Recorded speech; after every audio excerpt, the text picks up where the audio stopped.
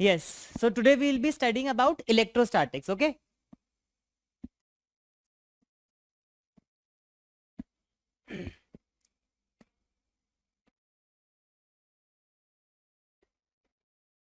सबसे पहले electric charges and fields, ये आपका चैप्टर का नाम है. This is the name of your chapter. Chemist NCERT का first chapter is electric charges and fields.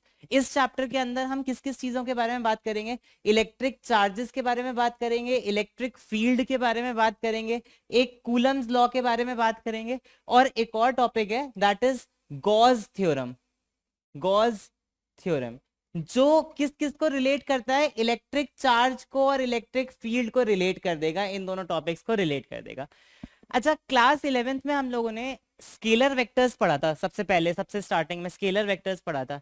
ठीक है, अगर वो किसी को नहीं याद तो एक बार बता दीजिएगा. वो रिवाइज करना बहुत जरूरी है, सबसे पहले वही पढ़ना बहुत जरूरी है, उसके बाद आगे बढ़ेंगे. इसके अंदर बहुत सारी चीजें स्केलर होंगी, बहुत सारी चीजें वेक्टर होंगी, उनके एडिशन भी स्केलर वेक्टर अपनी तरह से ही होंगे जिस तरीके से होते हैं एडिशन, मल्टीप्लीकेशन, सब्ट्रैक्शन, सारी सारी चीजें. ठीक है, तो यहाँ पर बेसिकली अगर वो कॉन्सेप्ट में डाउट है तो पहले वो बताना, पहले वो वाला डिस्कस करेंगे. ठीक है ना. और इलेक्ट्रोस्टैटिक फोर्स, अब सबसे पहले हम लोगों को डिस्कस करना था चार्ज के बारे में. तो चार्ज क्या होता है? What is a charge? तो charge is the fundamental property of matter, fundamental property of particles, because of which it exerts an attractive force or repulsive force on dissimilar or similar particles. ठीक है, तो ये fundamental property है पहली बात तो. ठीक है, और इसके बारे में पता कैसे चलता है? मतलब किसी भी फंडामेंटल प्रॉपर्टी के बारे में हमें उसके कैरेक्टरिस्टिक्स से, उसके नेचर से ही पता लगाना पड़ता है. फॉर एग्जाम्पल, अगर करंट है तो करंट क्या कर सकता है? करंट किसी शॉक लगा सकता है. करंट अगर मूव कर रहा है तो उसके अंदर हीटिंग इफेक्ट प्रोड्यूस होगा. करंट अगर मूव कर रहा है तो मैग्नेटिज्म प्रोड्यूस होगा. उसी तरीके से अगर फॉर एग्जाम्पल विंड है, एयर है, तो क्या कर सकती है एयर? हम एयर को ऐसे डिफाइन नहीं कर सकते ना, लेकिन एयर क्या कर सकती है हम उससे उसको डिफाइन कर सकते हैं. उसी तरीके से चार्जेस भी फंडामेंटल प्रॉपर्टी है. और फंडामेंटल प्रॉपर्टी कैसे? अगर कोई डिसिमिलर चार्ज होता है तो उसके ऊपर अट्रैक्टिव फोर्स लगाती है, और अगर कोई सिमिलर चार्ज होता है तो उसके ऊपर रिपल्सिव फोर्स लगाती है. This is the property of a charge. ठीक है, ये जो फोर्स है इसको हम बोलते क्या है? इसको हम बोलते हैं electrostatic force.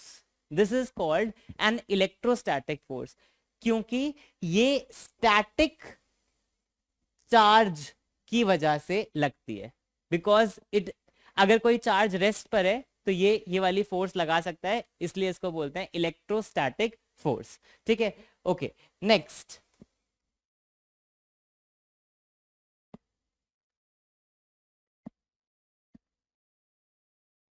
Forces are classified as contact forces and non contact forces. Contact forces कौन कौन सी होती हैं? मतलब जो जब दो बॉडीज एक दूसरे के साथ कांटेक्ट में आए तब लगती हैं, उनको बोलते हैं contact forces. Non contact forces जो बॉडी दूर से लगा सकती है. ठीक है, कांटेक्ट फोर्सेस का एग्जांपल आप सही दे रहे थे, फ्रिक्शनल फोर्स और मस्कुलर फोर्स, टेंशन फोर्स. ये सारी फोर्सेस जो एक दूसरे के ऊपर तभी लगती हैं जब दोनों बॉडीज कांटेक्ट में हो. Whereas non contact forces वो होती हैं जो डिस्टेंस से लग जाती हैं. इनको फोर्सेस एट अ डिस्टेंस भी बोलते हैं. फोर्सेस एट डिस्टेंस या फील्ड फोर्सेस भी बोलते हैं. फील्ड फोर्सेस, फील्ड फोर्सेस का मतलब क्या है? कि अगर दोनों फोर्सेस कांटेक्ट में नहीं आ रहे, दोनों ऑब्जेक्ट कांटेक्ट में नहीं आ रहे, तो कुछ ना कुछ ऐसी तो होगा इनके बीच में, कोई ना कोई चीज जो कांटेक्ट में आ रही होगी जिसकी वजह से ये फोर्स लग रही है. तो उस फोर्स को बोलते हैं, वह उस चीज को बोलते हैं जो कांटेक्ट में आ रही होगी, फील्ड. जैसे आपने पिछले साल ग्रेविटेशन चैप्टर में पढ़ा था, उसे बोलते हैं ग्रेविटेशनल फील्ड. ठीक है ना. Okay, next. तो यहाँ पे frictional forces, normal reaction forces, tensional forces, ये सारी फोर्सेस कॉन्टैक्ट फोर्सेस आती हैं. Gravitational force, magnetic force, electrostatic force, ये सारी फोर्सेस नॉन कॉन्टैक्ट फोर्सेस में आती है. Okay, now we are dealing with electrostatic forces. दो तरीके के हमारे पास चार्ज हैं, एक पॉजिटिव चार्ज, एक नेगेटिव चार्ज. ठीक है, पॉजिटिव चार्ज और नेगेटिव चार्ज एक दूसरे को क्या करेंगे? अट्रैक्ट करेंगे. और अगर लाइक चार्जेस होंगे, पॉजिटिव चार्ज और पॉजिटिव चार्ज, तो वो क्या करेंगे? एक दूसरे को रिपेल करेंगे. ठीक है, तो यहां पर electrostatic force is a non contact force which was discovered by, या जिसने इसकी नेमिंग की थी, it was a scientist, French scientist, ठीक है, जिसका सरनेम कूलम होने की वजह से जो चार्ज का यूनिट है वो कूलम पड़ा, ठीक है, he did a lot of work regarding this, इसी वजह से इसका यूनिट कूलम पड़ा. Gave a law on these non-contact forces which was called Coulomb's law. Do you know what is Coulomb's law? Do you remember what is gravitational law? मतलब law, universal law of gravitation. Force is directly proportional to the product of masses and inversely proportional to the square of distance between them. कुछ यही हमारा क्या है, हमारा ये है Coulomb force, Coulomb's law. क्या स्टेट करता है? Force between two charges is directly proportional to the product of charges and inversely proportional to the distance between them. तो जो दो फोर्सेस हैं उनके बीच में, दो चार्जेस हैं उनके बीच में कितना फोर्स लगेगा, ये किस किस पे प्रोपोर्शनल होगा? उन चार्जेस का मैग्नीट्यूड कितना है और उनके बीच में डिस्टेंस कितना है. चार्ज जितना ज्यादा होगा फोर्स उतना ज्यादा होगा, और उनके बीच का डिस्टेंस जितना ज्यादा होगा फोर्स उतना कम होगा. इनवर्सली प्रोपोर्शनल टू द, और ऐसे जितने भी ये वाले लॉज होते हैं ना जिनमें inversely proportional to square of distance होता है, इनको बोलते हैं इनवर्स स्क्वायर लॉज. ऐसे सारे लॉज को जहां पर force is inversely proportional to square of distance होता है, ऐसे लॉज को बोलते हैं इनवर्स स्क्वायर रिलेशंस. ठीक है, अंडरस्टूड. तो यहाँ पे हमारा कूलम्स लॉ ऑफ फोर्स क्या स्टेट करता है? It states that the force of attraction और repulsion between two point charges at rest is directly proportional to the product of magnitude of the charges and inversely proportional to the square of distance between them and acts along the line joining the two charges. इसको बोलते हैं central force. इसका मतलब क्या है? Acts on the line joining the two charges. इसका मतलब होता है कि सेंटर टू सेंटर लगता है. फॉर एग्जाम्पल ये एक पॉजिटिव चार्ज है, ये एक नेगेटिव चार्ज है, तो ये इसको अट्रैक्ट करेगा, लेकिन फोर्स किस तरफ लगेगी? फोर्स हमेशा ऐसे लगेगी सच दैट ये इधर की तरफ और ये इधर की तरफ, जो इनके centre to centre line join करेगी उसके अलोंग लगेगी फोर्स. ठीक है ना, बात समझ में आ गई? ओके. तो यहाँ पे distance between them and acts along the line joining the two charges. तो यहाँ पे सपोज ये दो चार्जेस है हमारे Q1 और Q2, और ये इनके बीच का डिस्टेंस है R. तो F is directly proportional to Q1 Q2. यहाँ पे लिखा है ना, force is directly proportional to the product of magnitudes of the two charges and inversely proportional to the square of distance between them. F is inversely proportional to R square. F is directly proportional to Q1 Q2 by R square. This is Coulomb's law. This is Coulomb's law. और अगर हम जब भी proportionality sign हटाते हैं तो क्या लगाते हैं? एक कांस्टेंट लगाते हैं. तो यहाँ पे वो कांस्टेंट क्या आ जाता है? 1/4 pi epsilon not. 1/4 pi epsilon not. तो यहाँ पे ये क्या आ जाएगा? K, this will be 1/4 pi epsilon not. अब इसका क्या मतलब है 1/4 पाई एप्सिलॉन नॉट का? ठीक है, कुछ तो लॉजिक होगा ना. तो याद है हमारा जो ग्रेविटेशनल फोर्स था वो क्या था? ग्रेविटेशनल फोर्स क्या था हमारा? F is equal to G m1 m2 upon R square. अब F is equal to G m1 m2 upon R square में G एक यूनिवर्सल ग्रेविटेशनल कांस्टेंट था. यूनिवर्सल ग्रेविटेशनल कांस्टेंट का मतलब क्या है? 6, कितनी वैल्यू थी उसकी? 6.67 इंटू 10 की पावर -11 न्यूटन मीटर स्क्वायर पर केजी स्क्वायर.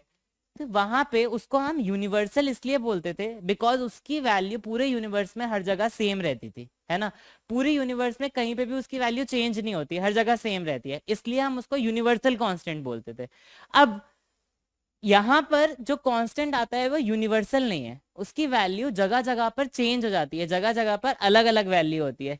यहाँ पर दो चीजें हैं जिसके ऊपर ये कांस्टेंट की वैल्यू डिपेंड करती है. सबसे पहला मीडियम, जिस मीडियम के अंदर हमारे ये दोनों चार्ज पार्टिकल्स रखे हुए हैं. ठीक है, फॉर एग्जाम्पल ये दोनों चार्ज पार्टिकल अभी एयर में रखे हुए हैं, इनके बीच में एयर है.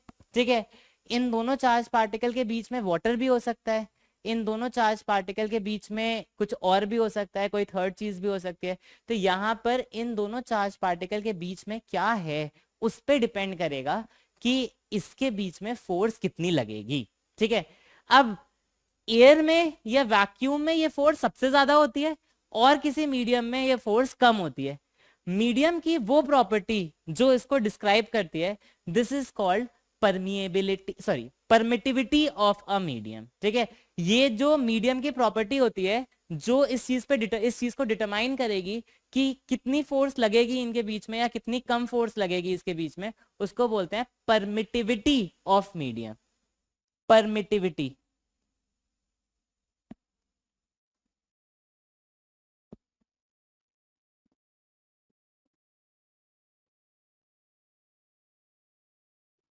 और थोड़ा सा उल्टा है, इसका नाम तो परमिटिविटी है लेकिन परमिटिविटी जितनी ज्यादा होगी उतनी फोर्स कम लगेगी। ठीक है, ये उल्टा है, परमिटिविटी जितनी ज्यादा होगी मीडियम की, फोर्स उतनी कम लगेगी। तो यहां पर ये जो एप्सिलॉन नॉट वर्ड दिख रहा है ना आपको, एप्सिलॉन और उसके आगे ये जीरो, इसको बोलते हैं एप्सिलॉन नॉट।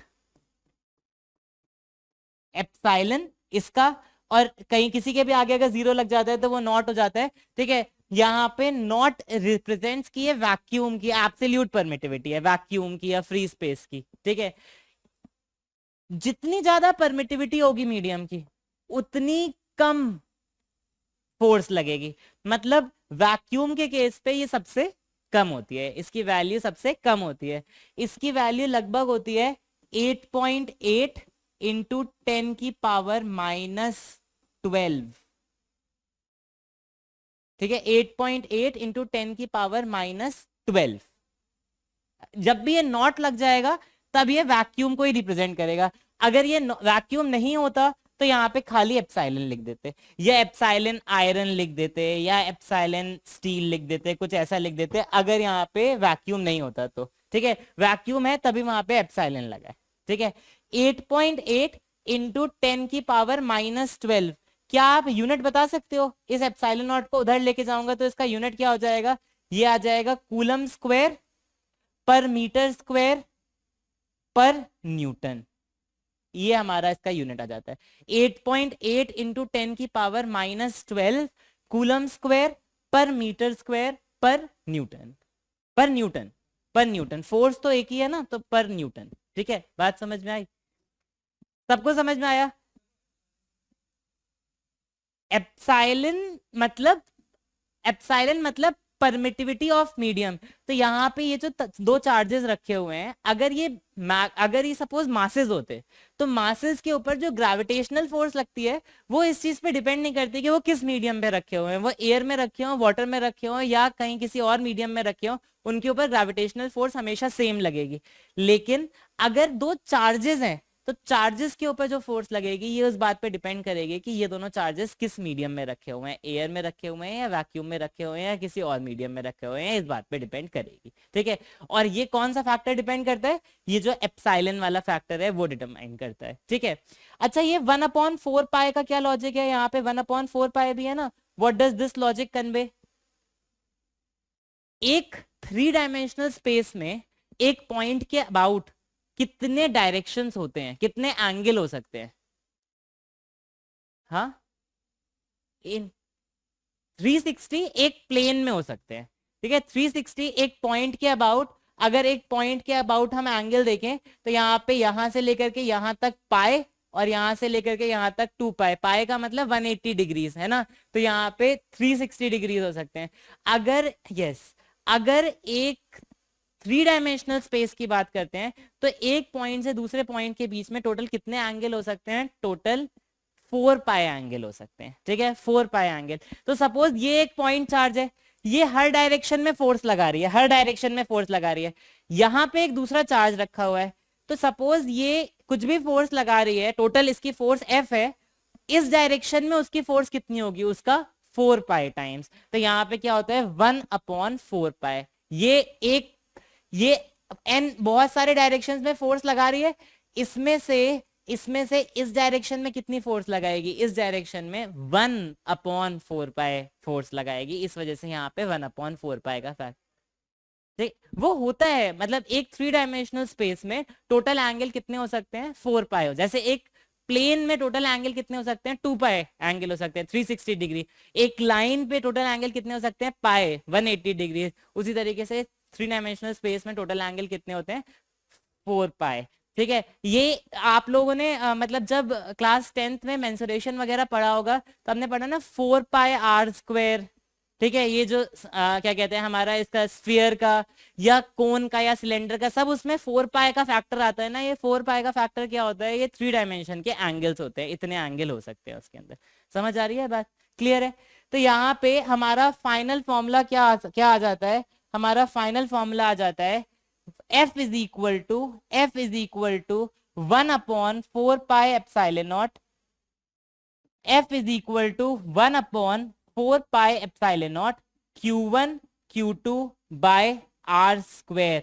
यहाँ पे Q1 और Q2 क्या है, Q1 और Q2 है चार्ज, मैग्नीट्यूड ऑफ चार्ज, और R क्या है, R है डिस्टेंस बिटवीन द चार्ज। ठीक है, डिस्टेंस बिटवीन द चार्ज। अब मुझे आप एक और चीज बताइए, वो ये है, क्या ये जो हमारा हमारा टर्म आया है फोर्स का, is this a scalar quantity और अ वेक्टर क्वांटिटी?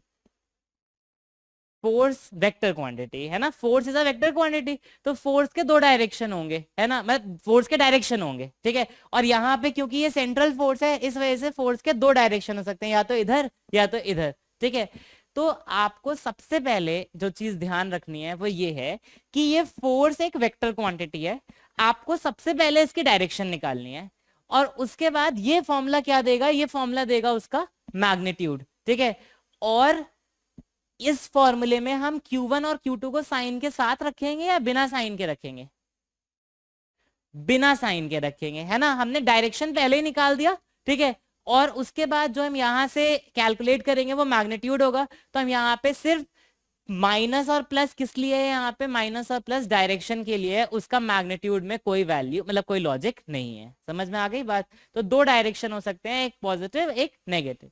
हाँ बोलो। Permittivity is the maximum, permittivity की एज सच डेफिनेशन तो कुछ नहीं होगी, वो है the how much a medium allows force to be exerted between two charges, उसको बोलते हैं permit. The extent to which a medium allows force to be exerted between two charges when placed in it. ठीक है ना, and maximum vacuum में या फिर air में वही सेम ऑलमोस्ट उसकी वैल्यू, और किसी भी मीडियम में उसकी वैल्यू कम होती है। फॉर एग्जाम्पल अगर एयर और वाटर को कंपेयर करें तो वाटर में 1/80 टाइम्स होती है, जितनी वैक्यूम में होती है उसमें वाटर में उसकी 1/80 टाइम्स होती है, तो यहाँ पर 1/80 हो जाता है। ठीक है, ओके, तो this is Coulomb's law. 1/4 pi epsilon naught Q1 Q2 by R square, this is Coulomb's law. Here epsilon naught is the permittivity of air or free space. Epsilon naught is equal to this. मैं आपको इसका unit वगैरह पहले ही बता चुका हूं, ये क्या आ जाएगा, कूलम स्क्वायर पर मीटर स्क्वायर पर Newton. The value is 8.8 into 10 की power -12. Unit is coulomb square पर न्यूटन, कूलम स्क्वायर पर न्यूटन पर मीटर स्क्वायर। तो यहाँ पे this is epsilon not. Value of 1/4, अच्छा ओके, ये तो सिर्फ एप्सिलॉन नॉट की वैल्यू है। अब जनरली हमें 1/4 पाई एप्सिलॉन नॉट की वैल्यू डालनी पड़ती है, तो हम इसमें 4 पाई डिवाइड करके कैलकुलेट ही कर लेते हैं पूरा। ये अराउंड आ जाता है 9 इंटू 10 की पावर 9। ठीक है, this value is quite simple, 9 into 10 की पावर 9 न्यूटन मीटर स्क्वायर पर कूलम स्क्वायर। 9 इंटू 10 की पावर 9 न्यूटन मीटर स्क्वायर पर कूलम स्क्वायर। ठीक है, दोनों वैल्यूज नोट कर लिया आपने, 8.85 इंटू 10 की पावर -12 एंड 9 इंटू 10 की पावर 9। ठीक है, दोनों याद होनी चाहिए आपको। ठीक है, ये वाली हम मोस्ट कॉमनली यूज करेंगे, ये वाली भी लेकिन कहीं ना कहीं जरूरत पड़ती है, और हो सकता है कि गिवन ना भी हो पेपर में, कोई बड़ी बात नहीं है। ठीक है, okay, we know that force requires magnitude as well as direction. Force is a vector quantity, तो vector form of Coulomb's law, now we are going to study vector form of Coulomb's law, ठीक है। अब vector form of Coulomb's law study करने से पहले हमें vector form of gravitational law याद है, हम लोगों ने ग्रेविटेशनल लॉ को वेक्टर फॉर्म में एक्सप्रेस किया था ना, ठीक है। देखो यहाँ पे एक मास था m1, यहाँ पे दूसरा मास था m2, ठीक है। इनके बीच का कुछ डिस्टेंस था, इनके बीच का डिस्टेंस था r, ठीक है। फिर हमने इसको भी क्या किया था, वेक्टर में लिखा था r12 और r21, ठीक है। r12 क्या हो जाएगा, ये अपनी मर्जी से ले सकते हैं हम कुछ भी, ठीक है। फॉर एग्जाम्पल ये 1 है, ये 2 है, तो 1 से लेकर के 2 वाली जो डायरेक्शन है उसको r12 बोल देते हैं, और 2 से लेकर के 1 वाली जो डायरेक्शन है उसको r21 बोल देते हैं, ठीक है। तो यहाँ पर अगर मैं ये वाला लॉ लगाऊंगा, ग्रेविटेशनल लॉ लगाऊंगा, तो क्या आ जाएगा, F is equal to G m1 m2 upon R square, ये तो r लिख दे, r12 लिख दे, r21 लिख दे, फर्क नहीं पड़ता, मैग्नीट्यूड है। F के ऊपर एक वेक्टर का सिंबल बनाना पड़ेगा क्योंकि ये एक वेक्टर रिलेशन है, ठीक है। अब इसके ऊपर मैं कुछ इसको भी लेबल करना पड़ेगा क्योंकि दोनों फोर्सेस अलग अलग हो जाएंगी, तो इसको मैं लेबल कर देता हूं F12, इसको लेबल कर देता हूं F21। F12 मतलब 1 वाले मास पर किधर की डायरेक्शन में, 2 वाले की वजह से, है ना, 2 वाले की वजह से। और यहाँ पे F21 मतलब सेकंड वाले मास पर किसकी वजह से, फर्स्ट वाले की वजह से, सेकंड वाले मास पर किसकी वजह से, फर्स्ट वाले की वजह से, तो ये आ जाएगा F21। तो यहाँ पे अगर मैं F12 को लेबल कर रहा हूं तो क्या आ जाएगा, F12 is equal to G m1 m2 upon R square. इसके आगे ये तो मैग्नीट्यूड हो गया, इसके आगे क्या लगाना पड़ेगा, डायरेक्शन, हाँ डायरेक्शन लगा, यूनिट वेक्टर लगाना पड़ेगा। तो ये किस डायरेक्शन में है, इस डायरेक्शन में, F12 इस डायरेक्शन में, तो R12 R1 नहीं, वो फर्क जो हमने फिगर बनाई है उसके हिसाब से, ठीक है, वो कोई हार्ड एंड फास्ट रूल नहीं होता, अपनी फिगर के हिसाब से। तो यहाँ पे ये वाला डायरेक्शन किधर है, ये वाला डायरेक्शन इधर की तरफ है, तो हमारा क्या हो जाएगा R12, और इस पे क्या लगा दूंगा, यूनिट वेक्टर लगा दूंगा। ये है हमारा वेक्टर फॉर्म, ठीक है। इसको थोड़ा सा और अगर हमें वो करना है, बिल्कुल ही वेक्टर में लिखना है, तो हम क्या कर सकते हैं, जी m1 m2 अपॉन, यहाँ पे तो फर्क नहीं पड़ता, यहाँ पे तो कुछ भी कर देते हैं। अब r12 को, ये तो यूनिट वेक्टर है, अगर मुझे वेक्टर के फॉर्म में लिखना है तो क्या करना पड़ेगा, यूनिट वेक्टर और वेक्टर के बीच में क्या रिलेशन होता है, A unit vector is equal to A vector upon उसका, याद है ना। तो यहाँ पे ये भी मॉड ही है जिसका स्क्वायर हमने किया है। यहाँ पे क्या आ जाएगा, r12 वेक्टर अपॉन r12 का mod, r12 vector upon r12 का मॉड। तो ये हमारा क्या हो जाएगा, ये हमारा आ जाएगा F12 is equal to G m1 m2 upon r12 का whole cube into r12 vector. समझ आई बात, ये अंडरस्टूड है ना, ये किस तरीके से लिखा, किसी को डाउट, दृष्टि, एनी डाउट, पक्का ये सारी चीजें समझ में आ गई आपको, सबको समझ में आ गया, ठीक है, पक्का क्लियर है, ओके। तो नाउ हम लोग बिल्कुल इसी उस पे देखो, यहाँ पे क्या चीज फर्क थी, यहाँ पे ये हमेशा अट्रैक्टिव ही था, ठीक है। अब यहाँ पे हमें देखना पड़ेगा कि दोनों लाइक चार्जेस हैं या दोनों अनलाइक चार्जेस हैं। अगर लाइक चार्जेस होंगे तो हमेशा रिपेल करेंगे, अनलाइक चार्जेस होंगे तो हमेशा अट्रैक्ट करेंगे। लेकिन लॉजिक यही रहेगा, एक इधर की तरफ तो दूसरा इधर की तरफ, एक उधर की तरफ तो दूसरा इधर की तरफ, हमेशा एक्शन रिएक्शन पेयर बनाएंगे, हमेशा इक्वल एंड ऑपोजिट रहेंगे, ठीक है ना, बात समझ में आ गई। तो हमारा यही लॉजिक रहेगा यहाँ पर, ठीक है, ओके। तो विल बी डूइंग दिस। अब आप इसको कूलम्स लॉ के लिए स्टडी करिएगा, okay.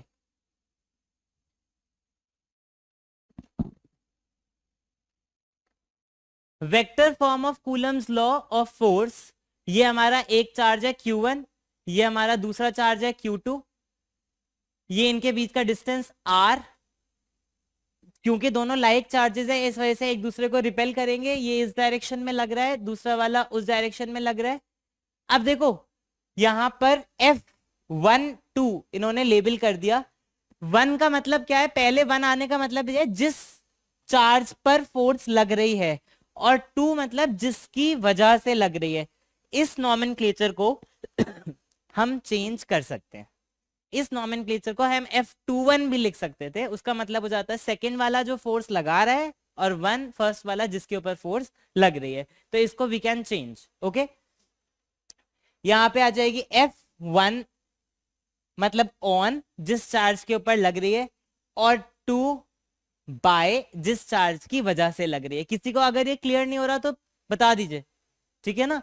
Okay, is equal to 1/4 pi epsilon naught Q1 Q2 by R cube into R किस डायरेक्शन में लगेगी, R21। तो यहाँ पे 2 1, इन्होंने इस वाले डायरेक्शन को 2 और 1 लिया है। बात समझ में आ गई ना।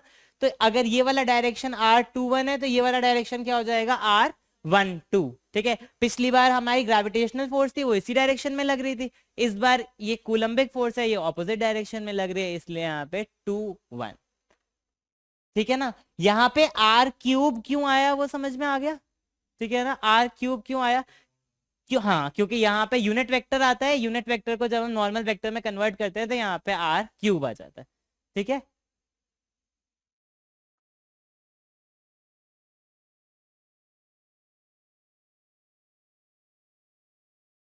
Okay okay. इस वाले पे क्या लगेगी, इस वाले पे खुद से लिखिए, इस वाले के ऊपर खुद से लिखिए क्या बनेगी दूसरे वाले चार्ज पे।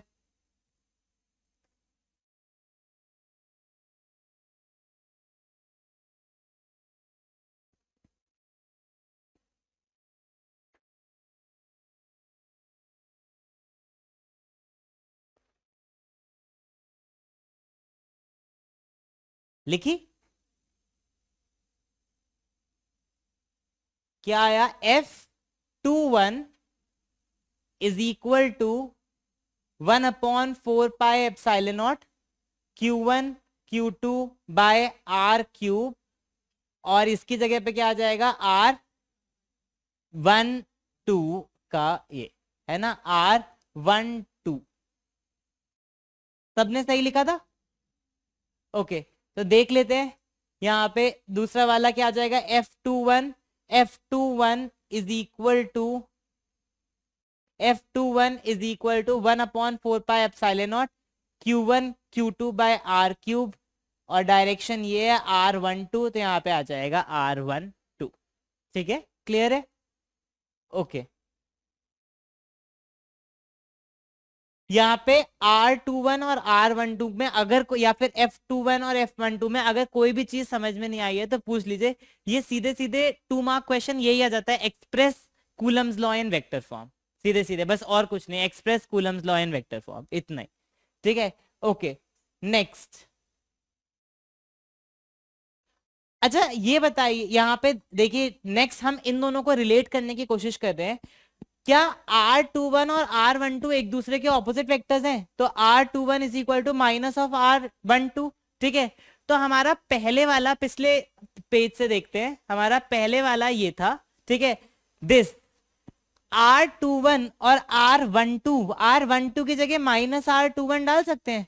तो यहाँ पे हमारा टोटल पूरा पूरा क्या आ जाएगा, F12 is equal to -F21। इससे हमें यह भी पता चलता है कि ये क्या है, ये एक्शन रिएक्शन पेयर है, ये बराबर होगी हमेशा मैग्नीट्यूड में और ऑपोजिट होगी डायरेक्शन में हमेशा। जो दो चार्जेस के, दो इसके ऊपर लग रही होंगी, दो चार्जेस के ऊपर फोर्स लग रही होंगी, that will always be equal in magnitude and opposite in direction. Okay, clear है, ओके। तो R21 is equal to -R12, F21 is equal to 1/4 pi epsilon naught Q1 Q2 by R square into R minus of R21, जिससे कि हम यहाँ पे क्या लिख सकते हैं, हम यही लिख सकते हैं जो हम लोगों ने ऑलरेडी लिखा है, F21 is equal to -F12। यहां तक किसी को कोई डाउट, कोई भी चीज जो आपको समझ में नहीं आई, समझ में आ गई यहां तक, लक्ष्य पक्का, ओके।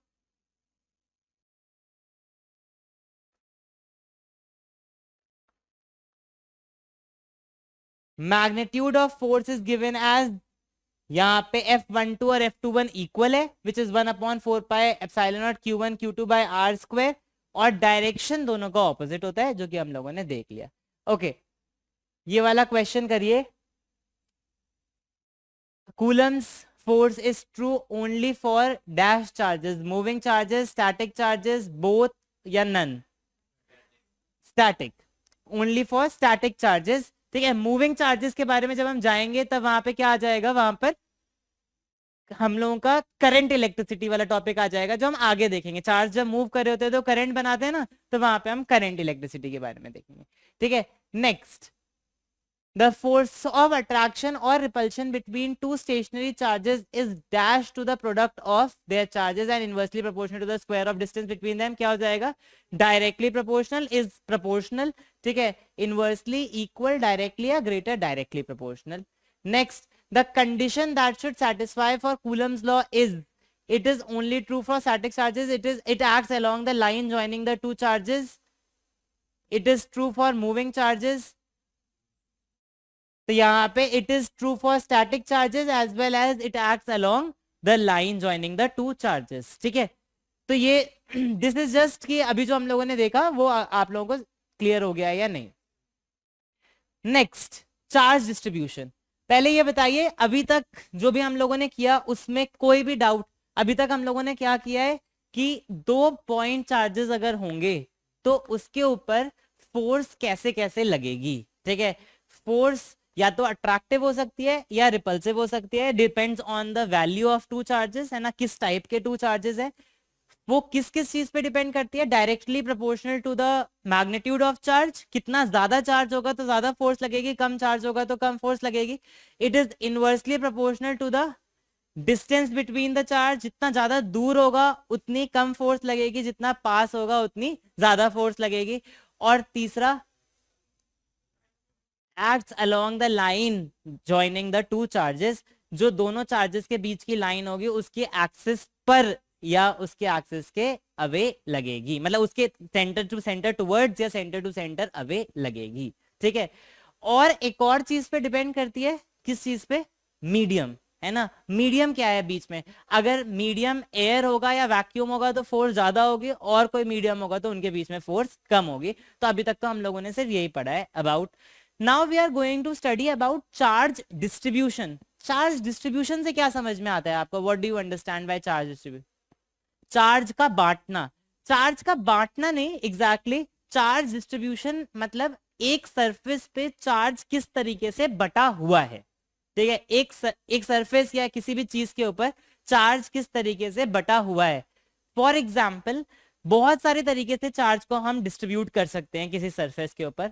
हो सकता है एक वायर हो, एक वायर के ऊपर हमने चार्ज को डाल दिया हो बराबर बराबर, तो उसको बोलते हैं लीनियर चार्ज डिस्ट्रीब्यूशन। ठीक है, हो सकता है एक शीट हो, उसके ऊपर हम लोगों ने डाल दिया हो, तो इसको बोलते हैं सरफेस चार्ज डिस्ट्रीब्यूशन। हो सकता है किसी चीज के अंदर हमने चार्ज को भर दिया हो, ठीक है, एक जगह में चार्ज को भर दिया हो, तो उसको बोलते हैं वॉल्यूमेट्रिक चार्ज डिस्ट्रीब्यूशन। और इन सब में चार्ज या तो यूनिफॉर्मली डिस्ट्रीब्यूटेड हो सकता है या तो नॉन यूनिफॉर्मली डिस्ट्रीब्यूटेड हो सकता है। मतलब सपोज ये एक वायर है, इसके ऊपर हमने इक्वल डिस्टेंसेस में इक्वल चार्ज डाल दिया, तो इसको बोलेंगे linear distribution, uniform linear distribution. अगर इसी वायर के ऊपर हमने कहीं पे चार्ज ज्यादा डाल दिया और कहीं पे चार्ज कम डाला, तो इसको हम बोलेंगे नॉन लीनियर चार्ज डिस्ट्रीब्यूशन। ठीक है, ऐसे ही किसी सरफेस पे, अगर सपोज ये कोई सरफेस है, हमने सरफेस पे बराबर दूरी पे चार्ज डाला, तो इसको बोलते हैं, क्या बोलते हैं, यूनिफॉर्म सरफेस चार्ज डिस्ट्रीब्यूशन। और अगर ये बराबर बराबर नहीं डाला हमने, तो non uniform surface charge distribution. हम लोग क्लास 12th के पर्सपेक्टिव से सिर्फ यूनिफॉर्म चार्ज डिस्ट्रीब्यूशन ही पढ़ेंगे। ठीक है, लीनियर, सरफेस और वॉल्यूमेट्रिक, लेकिन uniform, non uniform charge distribution नहीं पढ़ेंगे। ठीक है, ओके, तो we'll be studying about this charge distribution. Charge distribution दो तरीके का है, uniform and non-uniform। when charge is not accumulated in some parts but it is spread uniformly। ठीक है, और नॉन यूनिफॉर्म जब कहीं पर ज्यादा हो और कहीं पर इसकी वैल्यू कम हो, it is called non uniform charge distribution. यहाँ पर ज्यादा है, यहाँ पर इसकी वैल्यू कम है, तो more charges accumulated at certain curve points या कहीं कहीं पर, उसको बोलते हैं नॉन यूनिफॉर्म चार्ज डिस्ट्रीब्यूशन। आप लोगों को लाइटनिंग कंडक्टर पता है ना? लाइटनिंग कंडक्टर जो टॉल बिल्डिंग्स के ऊपर लगा हुआ होता है, जिसपे स्पाइक्स होते हैं इस तरीके के, ठीक है उसके ऊपर नॉन यूनिफॉर्म चार्ज डिस्ट्रीब्यूशन होता है। ये जो स्पाइक्ड पोर्शंस होते हैं उस पे चार्ज बहुत ज्यादा एक्यूमुलेट हो जाता है और यहाँ पे चार्ज कम होता है, इसलिए यहाँ से यहाँ फ्लो कर जाता है, ठीक है। वेयर एज जो शीट्स वगैरह हमारे वायर के अंदर जो चार्ज होता है वहां पे कैसा होता है? यूनिफॉर्म चार्ज डिस्ट्रीब्यूशन, ठीक है। तो तीन तरीके के हमें पढ़ने हैं। अगर एक सरफेस के ऊपर है तो इसको बोलते हैं सरफेस चार्ज डिस्ट्रीब्यूशन, अगर एक लेंथ के ऊपर है तो इसको बोलते हैं लीनियर चार्ज डिस्ट्रीब्यूशन, और अगर एक वॉल्यूम में है, ठीक है, अगर एक वॉल्यूम के अंदर चार्ज डिस्ट्रीब्यूटेड है तो इसको बोलते हैं वॉल्यूमेट्रिक चार्ज डिस्ट्रीब्यूशन।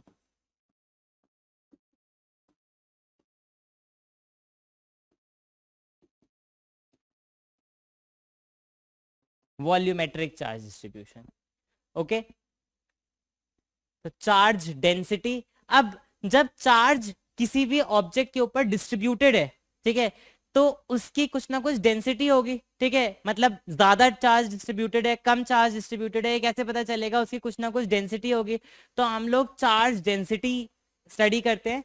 जब लेंथ पे होता है चार्ज डिस्ट्रीब्यूट तो उसे बोलते हैं लीनियर चार्ज डेंसिटी, जब एरिया पे होता है तो उसे बोलते हैं सरफेस चार्ज डेंसिटी, और जब वॉल्यूम पे होता है तो उसे बोलते हैं volumetric charge density. Linear charge density को हम लोग डिनोट करते हैं लैम्डा से, हम लोग अभी स्टडी करेंगे charge density. It is the quantitative representation of charge distribution. Density is equal to mass upon volume. ये तो मास डेंसिटी हो गई ना, this is mass density, mass upon volume.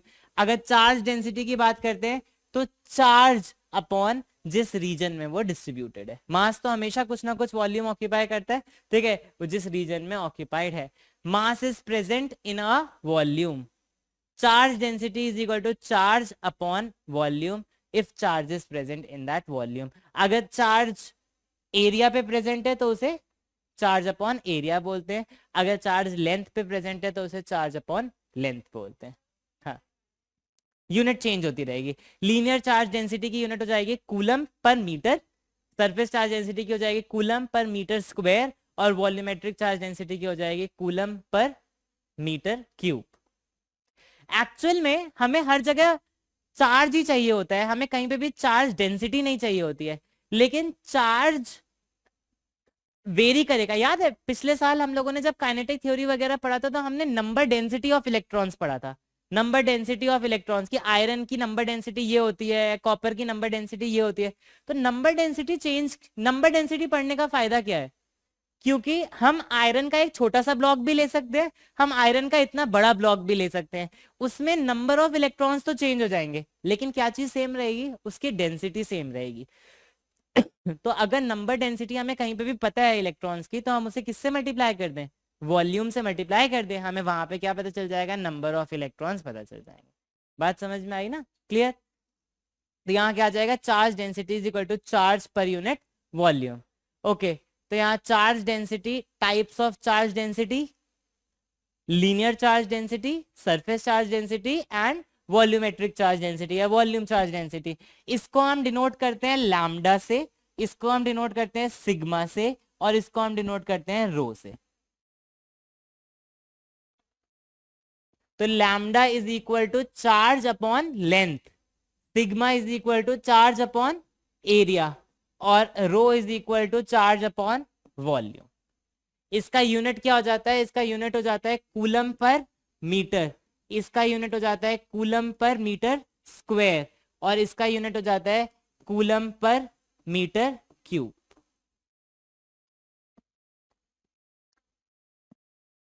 Linear charge density lambda.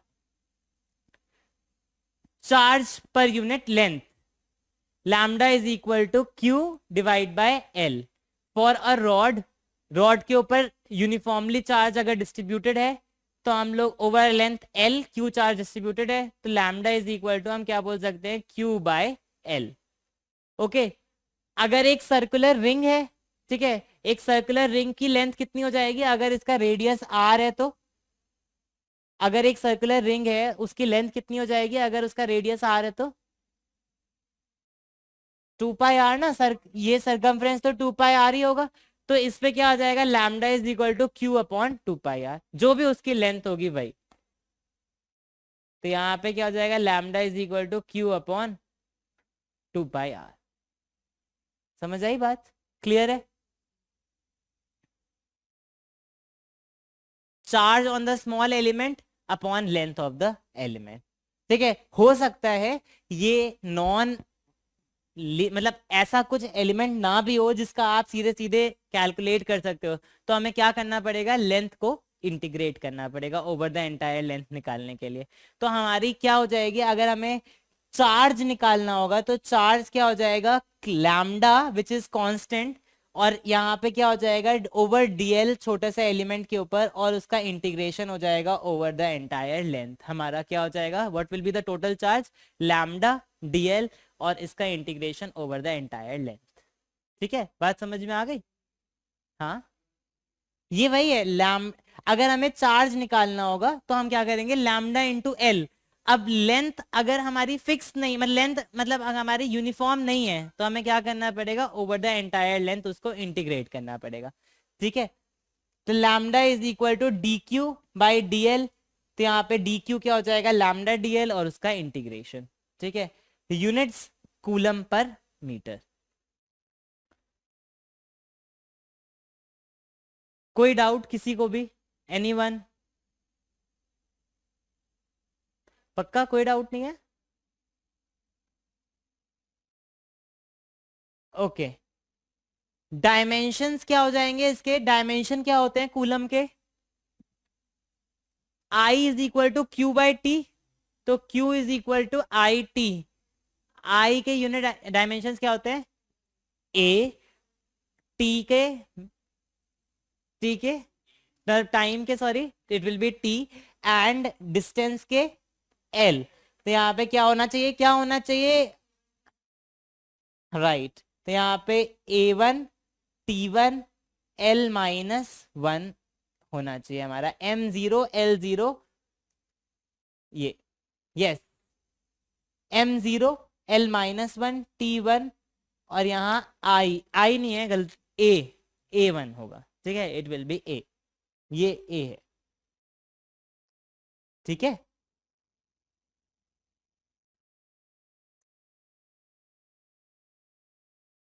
कोई doubt? Surface charge density, charge per unit area.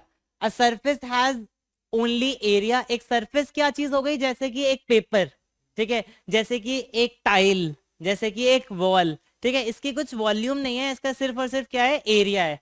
तो अगर इसके ऊपर चार्ज डाला हुआ है तो इसको बोलते हैं सरफेस चार्ज डेंसिटी। ठीक है, अगर यूनिफॉर्म है तो बोलते हैं uniform surface charge density.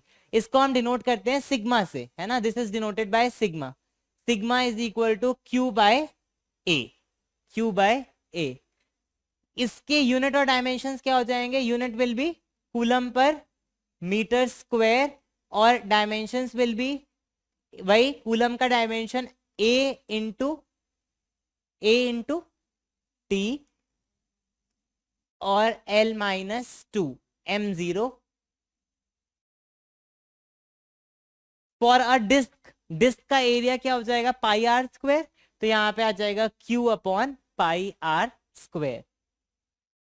Radius जिसका r है, चार्ज Q है, sigma is equal to Q अपॉन πr²।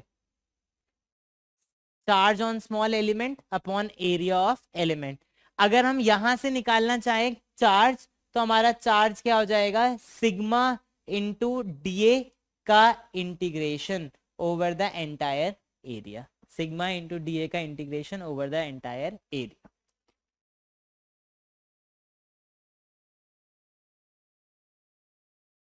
Units coulomb per metre square, और डायमेंशंस, डायमेंशंस हो जाएंगे L-2 M0 A T। ठीक है ना,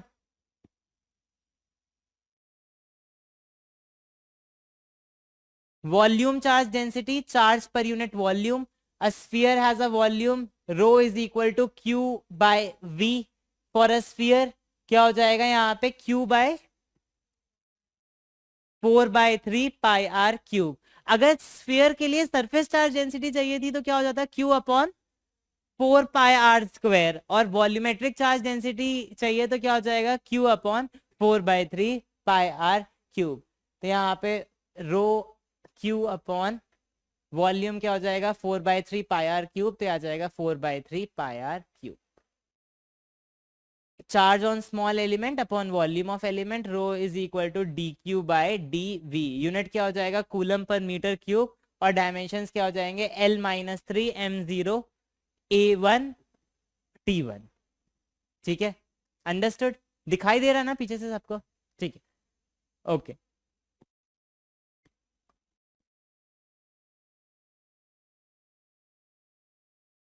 okay, linear charge density, surface charge density, volumetric charge density, rod lambda is equal to Q by L, unit coulomb per metre, dimensions यही. हर जगह ये आई की जगह ए कर लीजिएगा. Formula lambda is equal to Q by L, वही है रिलेशन हमारा. General formula lambda is equal to D Q by D L.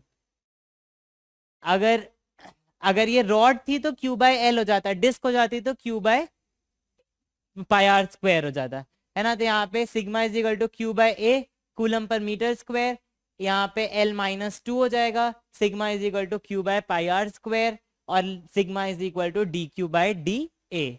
और यही वॉल्यूमेट्रिक चार्ज डेंसिटी हो जाएगी. तो for a sphere relation will be Q by V coulomb per metre cube. L-3 हो जाएगा, rho will be Q upon 4 pi R square, and it will be D Q by D V. अगर कुछ भी चीज इसमें से clear नहीं है किसी को तो बताइए.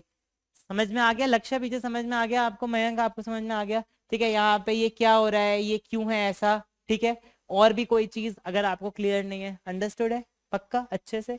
चलिए, okay. Surface charge density is denoted by sigma. Unit of linear charge density will be coulomb per metre, coulomb per metre. The dimensions of volumetric charge density are L-3. C or D? D. D. It will be the correct. Okay. Okay, this we will be doing in the next class. Force between multiple charges. This we will be doing in next class.